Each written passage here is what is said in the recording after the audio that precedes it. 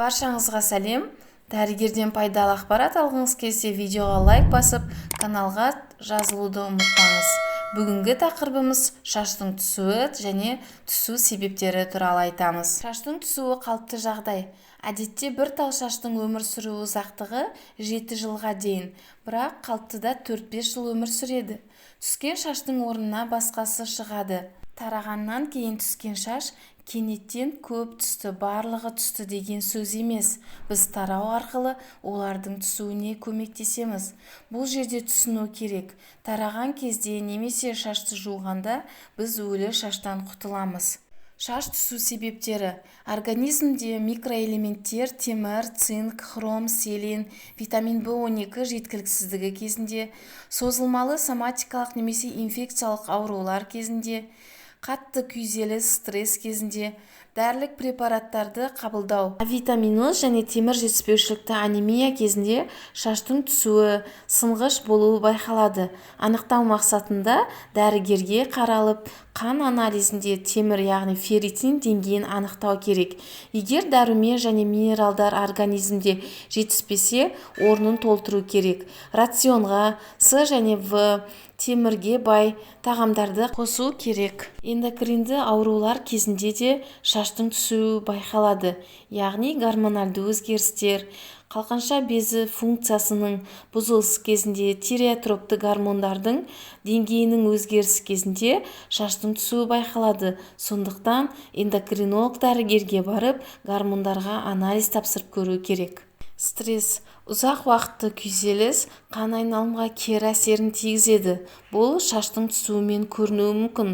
Сондықтан дер кезінде психолог дәрігерге қаралып, спортпен айналысқан дұрыс. Дәрілердің әсері.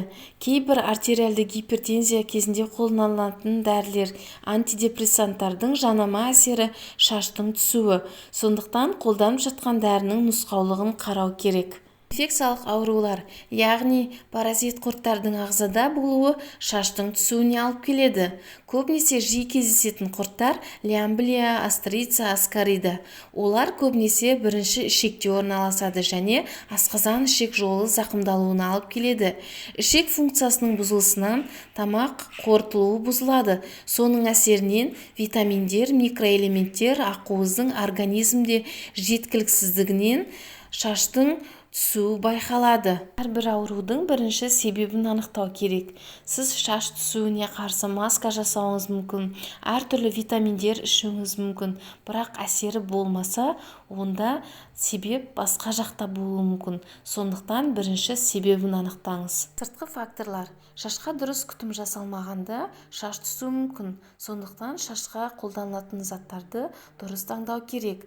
Жоғары температуралы аппараттар, фен, плойка, утюг шашқа қолданғанда олар кері әсерін тигізуі мүмкін. Және бастың терісіне қарай сусабын таңдау керек. Кондиционер, маска қолдану керек. Басты жуылған соң бірден шашты тарауға болмайды. Ең жақсы жууға дейін тарау керек. Кішігірім зерттеу жасаңыз. Шашты жуудан алдын тарап, шашты жуғаннан кейін сүлгімен құрғатыңыз және қолыңызбен жоғарыдан төменге қарап жүргізіңіз. Алақанда 4-5 тал шаштың болуы қалыпты жағдай. Егер одан көп болатын болса, ол патологиялық жағдай болып есептеледі. Шашты екіге бөліңіз. Екі жақтағы шашты ұстап жоғарыдан төмен қарай жүргізіңіз. Ұзын шаштың арасында қысқа шаш болуы керек. Қысқа шаш жаңа пайда болған, өсіп келе жатқан шаш болып есептеледі. Егер олар мүлдем болмаса, трихолог мамандығына қаралыңыз. Түскен шашты зерттеңіз, оның структурасын анықтау өте маңызды. Егер шаштың түбі қалың және жуан болса, ол өсу стадиясындағы шаш, анаген деп аталады.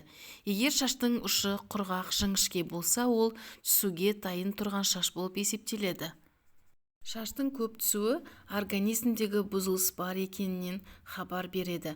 Сондықтан міндетті түрде дәрігерге қаралуды ұмытпаңыз.